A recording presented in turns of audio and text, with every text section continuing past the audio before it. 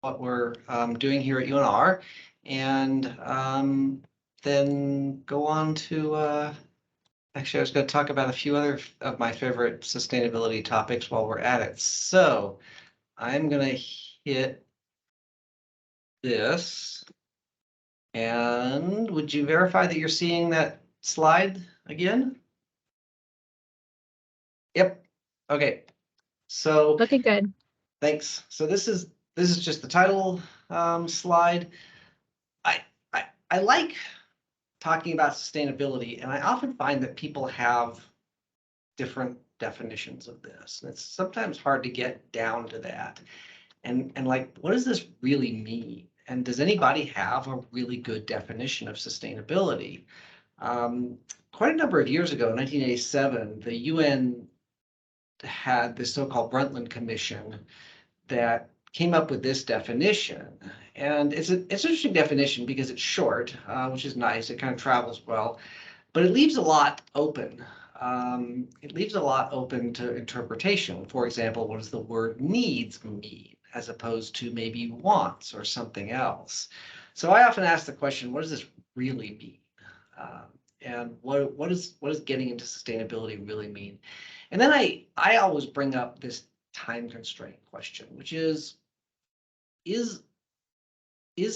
are we talking about an infinitely sustainable society? That's not practical. I mean, we know we only have about 4.5 billion years left before the sun is going to wipe out all life on Earth. So we don't really need to be sustainable forever. 4.5 billion years is a pretty long time. But in other aspects, I think a time constraint is really an important one to work on. So I like starting with a take-home message rather than ending with it. And my favorite take-home message is this one. And don't freak out when you see this. It's really actually a wonderful chart. This is U.S. energy consumption in 2021, latest year that they've done this. Lawrence Livermore National Lab has done this pretty much every year. It doesn't change a whole lot. And the left side, going down the left side, are all of our inputs: solar, nuclear, hydro, all the way down to petroleum. And it divvies those up among various uses, big ones: electricity generation, transportation, industrial uses. And what to me is wonderful about this is the total consumption in the US in 2021 was 97.3 quads. That's quadrillion BTUs, stupid number. But what's nice is it's close to 100. So to a first approximation, you can look at all these numbers in the middle here as percentages. So about 26% of our energy goes into industrial uses, about 27% into transportation. But what's really fascinating is this output side, the very right-hand side. And it shows that we throw away about 2/3 of the energy that we consume. And I understand the second law of thermodynamics says there is no free lunch, so we can't actually get 100% efficient at anything. But I'd like to believe we could get more than 30% efficient. It just seems to me that that would be an amenable proposition. So I always point to this energy services category here, and I say, well, that's actually our lifestyle. The rejected energy part, that's not contributing to our lifestyle. In fact, in many cases, degrading it. So we shouldn't focus on that. Transportation, one of my favorite places to look at, because you're really getting a pretty small fraction, less than 20% of your, and I think that's actually high. That's got to be biased high because of some very efficient uses. But internal combustion engine automobiles running gasoline, yeah, they're about 15% efficient for the most part. I mean, in terms of thermal energy in the fuel to actual work done on the other side. So we can improve that. We definitely can. Electric cars are a lot more efficient. We'll get into that a little later. So I like talking about this island analogy, and it's been said Earth is an island. I mean, it's probably the last. It is the last island. It's the only island that we can't go anywhere else. Well, Elon Musk might think differently. He wants to colonize Mars, but that's going to be challenging. I like talking about Easter Island because it's a fascinating topic, and if any of you are really interested in digging into this, there's a wonderful book called Collapse by Jared Diamond, and one of his big chapters in that book is on Easter Island. And Easter Island's society collapsed not because of war, strife, or anything like this, but because they collapsed their ecosystem. They ruined their ecosystem. And Diamond poses a very interesting question in that book. Much of their economy and life were dependent on these very large trees that apparently grew on the island many years ago. It's very, very barren these days. And he posts an interesting question, but I think he also misses an opportunity in that, which is he asked the question, what did the Easter Islander who cut down the last of those big trees think? And I always like to ask that, to take that back one step. What did the Easter Islander who cut down the second to last tree think, or the third to last, or more importantly, the tree that couldn't be replaced within the time frame that they're consuming trees? Because that's where things went over the tipping point, was as soon as they began cutting them down faster than they were regrowing or finding other ways of doing that. And I don't mean to be too down on things, but some of those people can get resources from other places living there now, or they can move to other places because of that island. The fact that the Easter Island is not, like an island in the cosmos, it's simply an island on planet Earth. And then I talk about the campus here as an island, because in many ways we are kind of this little isolated island on in the city of Reno, surrounded by the city of Reno. We have our own police force, we have our own utilities in a lot of ways and all kinds of things. So we are this kind of little island. But I like to talk about how that's a bad way to think of us, for us to think about when I talk to people here on campus, because I want us to think about ourselves integrated into our community and not living as an island. One of the interesting resources that's out there is something called STARS, the Sustainability Tracking Assessment and Rating System. All these places love acronyms. So this is a product of ASHE, which is the Association for the Advancement of Sustainability in Higher Education, which I didn't bother typing out for you. But STARS is a really interesting sustainability system because it breaks sustainability down into 4 areas: academics, engagement, operations, and planning administration. And what's important about this is actually 3/4 of it has nothing to do with climate or the environment. That's basically the operations side. That includes things like doing a greenhouse gas inventory, looking at your commuting impact, all these other kinds of things that are on there.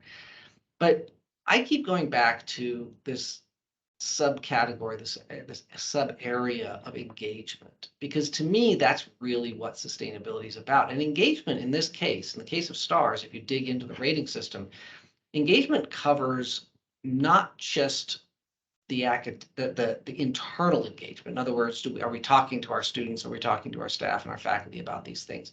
But external engagement. Are we engaging with our community? Are we contributing to our community? And how exactly? What kind of partnerships are being done there? So, for example, I participate here with the Partnership for Sustainable Nevada because that is part of engagement from the campus to the community, and I think it's important. So I come from a very technical background. My background's actually in air pollution, and I love getting into spreadsheets. So a lot of this stuff has been a little foreign to me, but it's also a good place for me to learn and figure out a lot of this. And I think, like I said, it's really important. So UNR does quite a bit with sustainability. The image there is the campus, I think, I don't know, 1930 or something. You recognize a lot of things there: Manzanita Lake, Lincoln Hall, Thompson, Clark Administration, Franston, Morrill Hall. There's a lot there. There's a few buildings that have disappeared. By the way, just for a laugh, that building in the lower right corner, I don't know if I can put my mouse on it, but this building right down in the lower right-hand corner of the image, that was the president's residence. It was actually a home that was provided to the president of the university to live in right there on campus. I don't know if that's a good thing or a bad thing, but anyway. We do have specific policy and initiatives in green buildings, energy efficiency, water use reduction, transportation, and then recycling and trash. And I'm going to do a little bit of this, but I'm not going to go through a super detailed on all of these. But these are the specific areas where we actually do have written policies on and what we do. And just because this is somewhat we're related here to waste management, we do participate in the waste management single stream recycling program, just like most of the folks in the area do at their homes. And so that's actually been a very useful partnership there because it allows us to essentially leverage the education and the messaging that waste management uses. We can tell people, oh yeah, if it's recyclable at home, it's recyclable here. If it's not recyclable at home, it's not recyclable here. So same idea. One of the, oops, I went backwards, didn't I? One of the important aspects of UNR, of our abilities essentially here, is what I call long-term thinking. UNR has existed since 1874. I certainly hope we're going to be around for a lot longer. Our oldest building, which is that in the image right there, still in use, at least that is. We had some buildings in that earlier picture that have been since torn down. This building was built in 1885. So if you're designing a building for 137 years and counting, you could kind of, I think, afford to make some investments in that in terms of, we want this thing to be around for a while. We don't want to be like rebuilding the foundation in 50 years or 60 years because we want the building still here in 137 or 167 years. And I think that is a really important aspect of sustainability. You can see the brick facade on this building. Bricks take a lot of energy to make, so does concrete. Concrete has a high carbon cost. You make a ton of concrete, you're burning a lot, you're producing a lot of carbon dioxide. So if you're going to do it, let's do it so it lasts, because essentially that's what we call embodied energy. That's the energy embodied in the building. And the longer we're going to think about keeping a building around, the longer a time essentially we can amortize that environmental cost out. So we try to think that way. We try to act that way and operate that way. This is some recent green building activity. These are certified buildings, actually. So, and the LEED, this is already LEED, I should have put that in there somewhere. Buildings, so there's $128 million plus of construction. Peavine Hall, Great Basin Hall, both of our gold certified buildings, those are residence halls. Those are actually where our students live. And part of the reason for making these LEED certified and pushing them to high levels of LEED is because students are recognizing that and they want that. They want to live in a building that's LEED certified and that's LEED gold or better, maybe, probably. It's very interesting to see that feedback we're getting from our students. But there's some other things on campus that are a lot more hidden that a lot of people don't even know about what we have. And one of my favorites is our central heat plant. This is it. It was built in 1960. The design of this was such that you just could not avoid the ugliness of it. I don't know if this was something like, brutalist 1960s architecture. It certainly isn't, mid-century modern. It's got none of the nice features that design system had. But housed inside the building, seen through the windows here, are a bunch of gigantic boilers, two 30 million BTU boilers and two 15 million BTU boilers. And they provide heat to about 4.5 million, about 3 million, we have about 4.5 million, about 3 million gross square feet of campus. This is our heat trench, and just under a very light snow, it's just barely warm enough. It's not really hot, it's not warm, but it's just barely warm enough. It actually melts off a little bit of the snow. It's kind of fun. They've replaced a bunch of heat pipe in the last few years, and unfortunately they insulated it so well now it doesn't do our sweeping for us anymore. But we distribute heat around campus this way in very, very high temp hot water. It's not a steam system, it's high temp hot water. And then use that to heat buildings and provide domestic hot water and whatever other else we need heat for. It's a very efficient system. It really is. And it saves us an enormous amount of money. It sounds a little odd that you think, well, if you're forcing all that heat around campus, like how can that be efficient? And it is because we can optimize one set of boilers. And think about it, if you had to design every single building to have enough heating capacity to maintain heat on our coldest day, that's kind of inefficient. So instead, we have a bunch of boilers, so we can run one at full blast rather than 30 at 5%. And you gain a lot of efficiency that way. Won't go into the details on that too much. We also have a central cooling loop. The installation was over several years. We started full operation of it in June 2016. It's a interconnection of a system and some advanced controls. We interconnected a bunch of larger chillers on campus, for example, in the chemistry building and a few others, with a new central chiller that's a 500 tons. So we've got about 2,750 tons of cooling throughout this loop, and it covers most of the buildings on lower campus right now. I put my little editorial comment in here that we talk about chillers in terms of tons of cooling, and I just put that down as a definition there because I think some people might find it interesting because you've probably heard, your home air conditioner maybe is 3.5 tons or something. What does that mean? It doesn't look that heavy. This is what it refers to. So it's actually about 3.5 kilowatts, which would be the SI unit. Central heat plant, central cooling plant, that's it on a truck coming through Washoe Valley. I was standing on the overpass at about 5 o'clock in the morning. It was built in Phoenix. They know something about cooling down there. That's it being transported onto the campus, and it needed a police escort and the whole bit. So it's kind of fun. So my last point in that slide about making it easier to build buildings better. This is the Pennington Student Achievement Center, and it was the first major building built on this campus without either a heater or a chiller in it. And that's because it was able to be connected to both our central heat and central chilled water loops. And this building was actually donated to the campus by the Pennington Foundation. It was expensive, probably $20 million or something.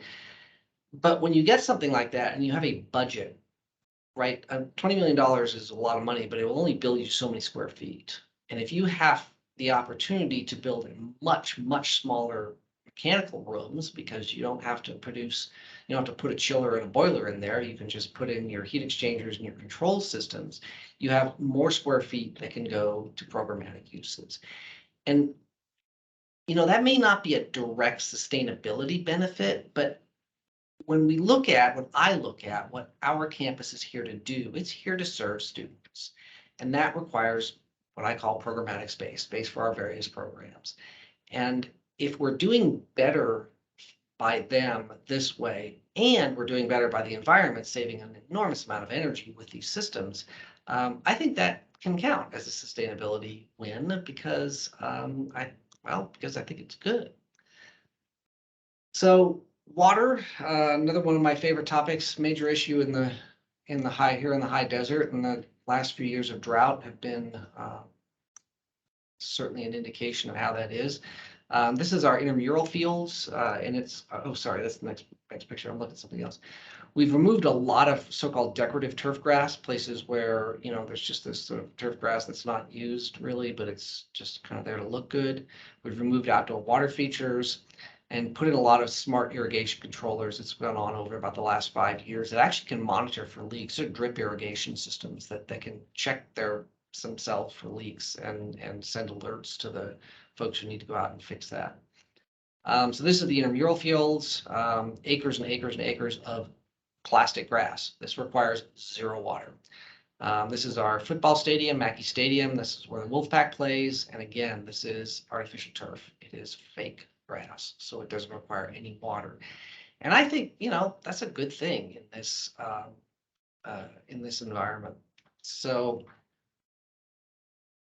what does it actually mean? Well, we have since fiscal year 05, so our fiscal year runs through June 30th of each year, so that would be through the year ending June 30th, 05. We were consuming over 200 million gallons, so that's 200,000 gallons.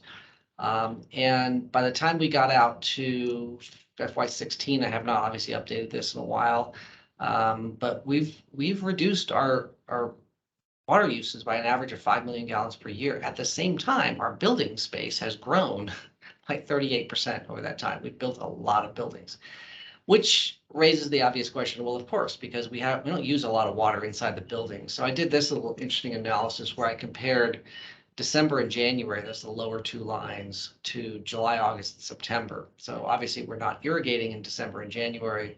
We are irrigating in the other months, and you do see an enormous consumption there that is clearly an indication of the amount of outdoor landscaping watering we're doing. So one of the other things we like to work on is our transportation impact. We do provide carpool permits, which are at reduced costs, which are cheaper. We have to pay for parking here on campus. That's because parking lots are not funded by the state. Parking lots are funded by the parking permits. So if we have to paint or resurface, whatever, those are paid for by the people who use them. We allow people to register as a biker or walker to campus, which has some benefits. We offer bike racks, lockers. We actually have full-size lockers that people's bikes can fit into to make added security. Air stations for pumping up tires. We provide a bike map and registration for theft prevention programs. We now have the Rapid bus that has stations at both roughly 9th and the 15th Street at Lawler Event Center. It comes right up Virginia Street. So that's certainly a good option for people who want to commute using the bus. It turns around at 15th and heads back down. We have an internal shuttle that used to be called the shuttle. It's now called the pack line, the wolf reference to wolf pack. That is that sort of those moving arrows that shows going around the campus here on this campus map. And it includes going out to some of these off-campus apartment areas. So that's to help prevent having people who are that close, maybe don't want to walk or bike. They can take the shuttle bus to campus to get to their classes. We also have a zip car share program. It's mainly actually targeted at residence halls. We're trying to encourage students not to bring cars to campus, and discounted bus passes for the RTC. We also have a bunch of electric vehicle charging stations. We've got 4 right now, and we're installing, I believe, another 4 in the parking garage that's going up on the very south side of campus right now. Recycling. Oh boy. I like saying I am opposed to recycling. I do not like people bragging about recycling. And I will argue, and I've got data to back it up, that recycling is not good for the environment. It is, at best, less bad. It is much better to think about what kind of a message we're sending, or I like to argue with people or think about what kind of a message we're sending. If people are willing to say, well, look, it's okay that I'm buying this single-use plastic bottle because I'm going to recycle it. And that's not the mindset I want you to have. What I want you to have is a mindset of this rethink, reduce, reuse, rebuy, recycle, rebuy, rod. And essentially what those are is that's a rebranding of the old reduce, reuse, recycle phrase. Rethink is just kind of a fun way of saying, hey, think about what you're doing. Reduce the amount of waste that you're generating. I'd much rather you not have to recycle anything, that you use a reusable water bottle or coffee mug or whatever, and use that and wash that rather than having to throw out something or recycle. So reduce and reuse. Recycle is then number 4. Rebuy I throw on there because if you're not buying and asking to buy material made of recycled content, then you're not producing a market for the recycled materials, and that's also very important. And then rot is obviously compost. It's just kind of another way of dealing with things in terms of waste reduction. So this is the way I like to try and explain this to people. We do a lot of recycling. That being said, we do have the single stream recycling, commingled bottles and cans. We have, I think, 3 or 4 of these large cardboard balers on campus. So we bale, these are in high use locations where we bale up cardboard to go to recycling. And cardboard is actually quite actively recycled, which is good. We've gone to source reduction efforts, ASUN, the Associated Students at the University of Nevada that run a lot of events. Don't distribute bottled water anymore, have not for years. They have these big water guzzlers, which are sort of like portable hydration stations that they use for big events. And even the president's office and other units on campus no longer serve bottled water. So I really think that's a really important step. That's the reduction idea. That's the sending the message and changing the way we operate, which is really the best approach anyway. So challenges. This is kind of my joking slide. Funding. There's people are always very receptive to ideas to try to move the needle, if you will, on sustainability metrics. But even when I can demonstrate the cost savings, it's very, very difficult to get people to say, oh yeah, well, that might save us, money over a few years, but where are we going to come up with the money now? Yes, there are a lot of programs. We actually relamped all of our parking garages from other lighting to LED a number of years ago. And the first one of those we relamped using grant funding. Actually, myself and another colleague here on campus got some grant funding, and they were so impressed with how much energy that saved that then we were really able to sell them on. Actually, I think we had enough funding to do 2 of the 3 garages, and then the third one they were just like, yeah, we're doing this because it just makes sense. So sometimes you got to get over barriers like that, but and there is a lot of understanding on this campus about the value of that, but it still kind of comes back to this.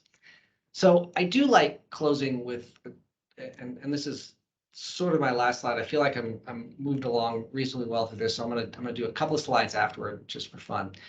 But to close out kind of the general idea about sustainability, I always like to close with this idea of sustainability is about knowledge. And you know where your trash goes, where your sewage goes, where your water comes from, where your electricity comes from, and where your food comes from. I think that's what really serves people when you kind of can get them. And I've taught entire classes around this idea of some of these things and talk to our students about, some of this local information. It's amazing to me how many students here have grown up in Reno and have no idea that most of our water comes from the Truckee River. It's just, I don't know how you grow up and not do that, but I grew up in California during some of the major droughts in the 1970s. So maybe that's why I'm a little more focused on water. So a lot of these things then, when you understand where your electricity comes from, you can understand the environmental impact of generating that electricity. Electricity is a wonderful, clean source right at your plug. It's only as clean as the devices used to generate that electricity.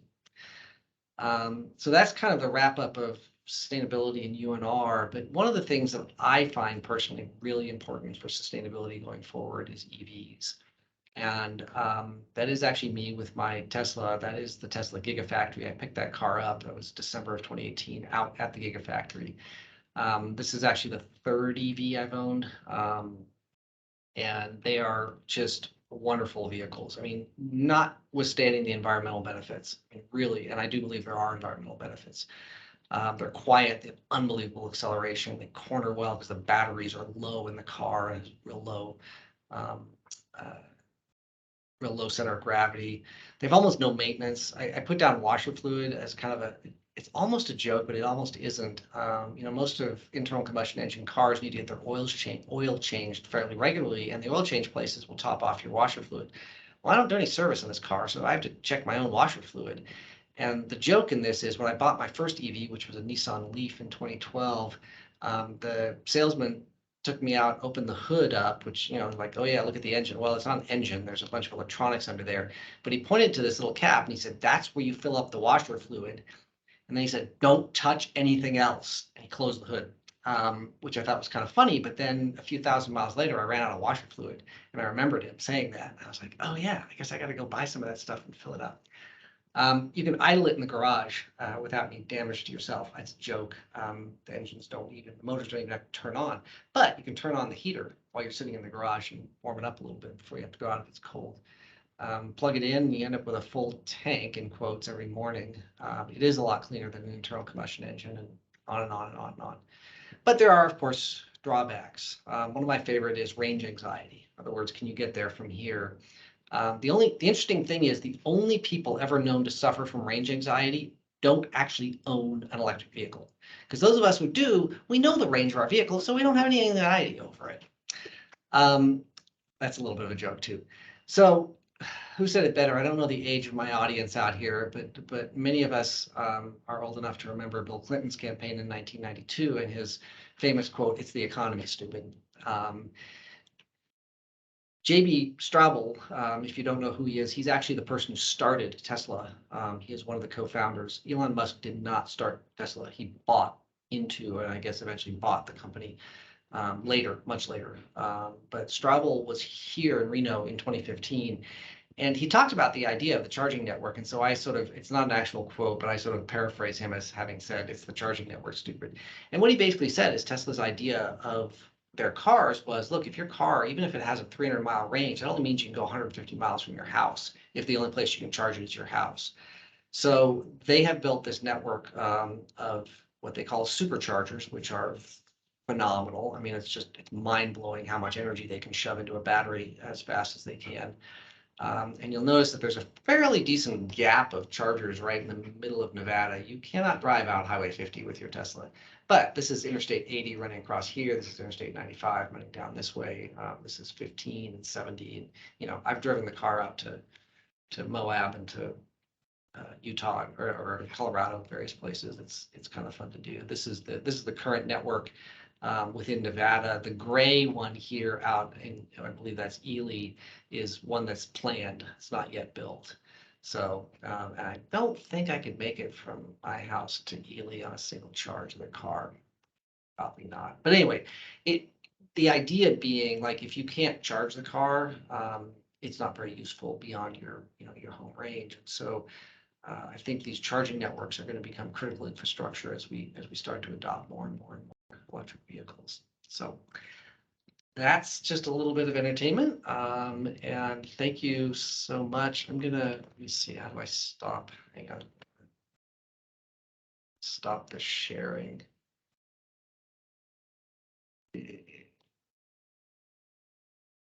There, I think that did it. So I hope that was a little bit of fun and maybe a little bit informative too. And thank you very much for your attention. That was awesome. Thank you. Want to open it up here for any questions? Carly Norton put in the chat, does UNR currently have EV charger stations? We have 4 currently, 2 in our West Stadium parking garage and 2 in our what's called the Brian Whalen parking complex. That's what its official title is. And we are putting in, I believe, another 4. It's at least 4. There may be even more than that going into the new South Campus parking garage that's being constructed right now, sort of at Center and 9th Street. So yeah, we do. You have to have a UNR permit to use one, but you have to use a UNR permit to park on campus anyway. So that's how that does work. Peter, you want to say? Hi, John. Great presentation as always. Question for you. So I was at a renewable energy roundtable recently on campus, and some concerns came up about essentially the local workforce with the experience necessary to accelerate or move this green energy economy forward. The context was renewable energy, but I think it could apply to sustainability generally. So I was just curious, from your perspective, what the university is doing and could be doing more to essentially supply a trained future that can engage and lead in the these areas that you've talked about. Yeah, that is a really key issue. That's a critical issue going forward. Some of it is, I'm gonna expand the scope of what I consider UNR to include our community colleges. There's a very large workforce training program at TMCC that includes renewable energy and other. They have a certificate program that was co-developed with them at Panasonic for battery for workers for the battery factory out at the Gigafactory. But there has been for many years, I believe it's part of the electricians program to train solar installers, to train people how to install solar panels and the various issues that come up surrounding that. UNR is not, just our programs by their nature aren't really focused on those kind of hands-on practical workforce skills. So that is more the role of TMCC, and they are doing that. I'm sure there's more they're doing along those lines now, particularly in the manufacturing side.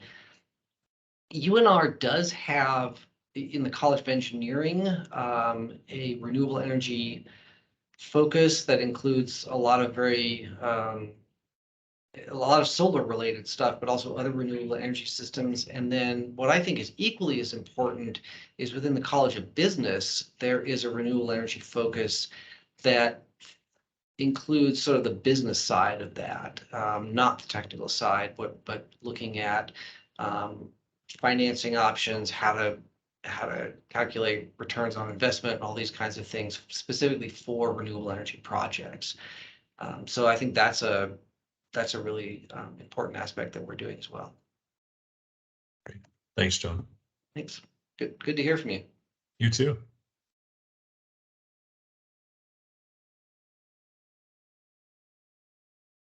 Hey, Dr. Sagebiel. My name is Kaylee Work. I'm from Washoe County. Thank you so much for your presentation. Hi, thanks. Hi, I did have a question, really around your priorities at UNR. You talked a little bit about engagement with internal and external stakeholders, and I thought you can share a little bit about how UNR decides to focus in certain areas. Like, what is kind of your draw there to certain projects? Wow, that's a really good question. There, let me answer that. The prioritizing of projects or aspects of sustainability within campus, I think there's kind of two major drivers of that. And one is our facility services department, and they are the folks who do the designing and building, as well as all the remodeling that seems to be constantly going on this campus. And so they are the ones who, for example, took on the effort to design and build that central cooling loop. Probably started 10 years ago now, because they recognize the potential value of that and the cost savings. Cost savings in that one have been phenomenal. I mean, insane, like $300,000 a year. I mean, I think it cost about $6 million to build, but still, we're going to be making that back pretty quick. And every time we build a new building and add it to that loop, we're going to be saving. The savings returns becomes even faster.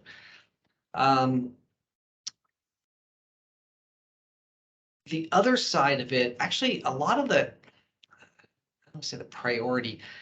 A lot of it has been focused on students and student needs, and I think that's entirely appropriate. As I mentioned, we build to actually much better than we build to probably close to LEED Gold standard, but most of our on-campus buildings are not certified. We don't actually go through the process of getting the LEED certification. We do for the residence halls. And as I mentioned when I was talking about some of the green building activity on campus, that is because that's essentially a market-driven thing. So residential life in the residence halls are the term of art on campus here is a self-funded unit. They don't get any state funding. So those buildings are built by bonding. I mean, we're allowed to use the state bonding capacity, so we get really good rates. But those buildings, those residence halls that are gold certified, were all built with bonds that are paid back by the fees we charge students to live in them. And essentially the students saw the value in saying, no, we really want LEED certified buildings. We want these kinds of things. And those buildings are the first ones that fill up when the options go out to get rooms in residence halls. So they're voting with their dollars as well.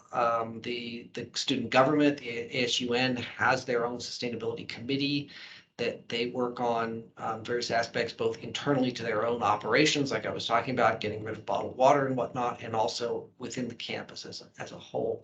So I have my one maybe wish, if I could get somebody to really, really engage with sustainability, is purchasing, because I'd love to get like a really aggressive sustainable purchasing activity going on to limit or to focus on buying more environmentally friendly, more sustainable products. And that's something that's just because purchasing is so dispersed and it's sort of a weird thing. It's really, really hard to do. It's been hard to do.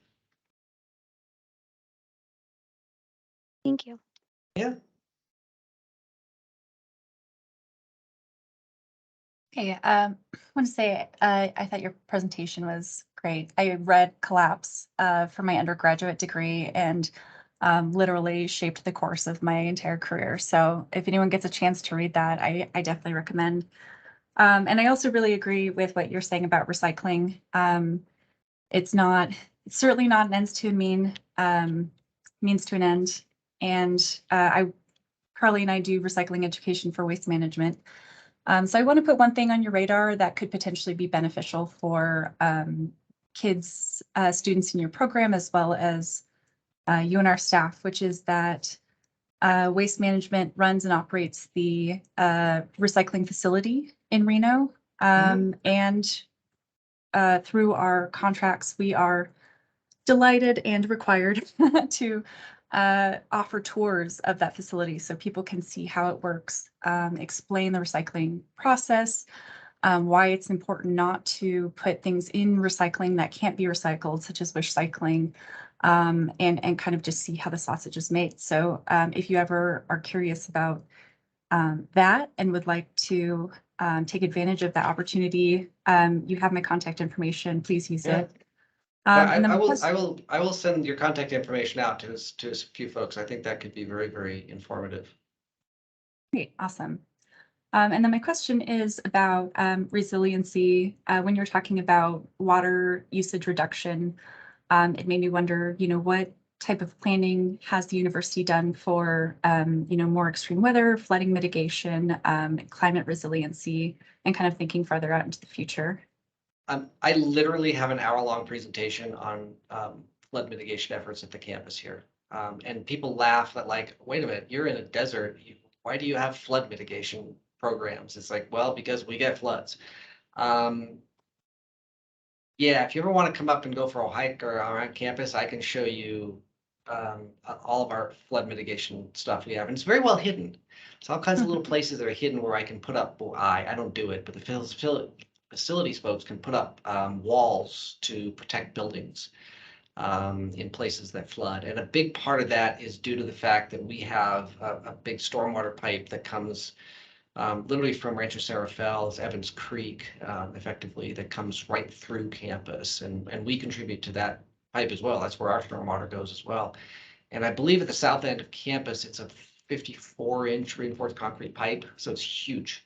I mean, you remember 60 inches is 5 feet. So I could, crouched over, I could walk through that pipe. And when it goes through an inverted siphon, it's heading towards the Truckee River. When it goes through an inverted siphon underneath the Interstate 80 cut there, the inverted siphon is 48 inches. And so I always tell people it's really hard to put 54 inches worth of water into a 48-inch pipe. And that's part of our problem where it backs up. There's also some very bad, from hydraulics, and I won't get into hydrodynamics, but I mean, when you make a 90-degree bend in a pipe, it slows the water down a lot. We have there's a couple of those on campus that are really in bad locations. So that causes water to back up. And I have flood walls. I've got probably 24 places on campus where there are sandbags already filled, strategically stashed, hidden. We see that as a really, really critical part of what we do. And it is important to pay attention to. I absolutely agree with you. Thank you. Yeah.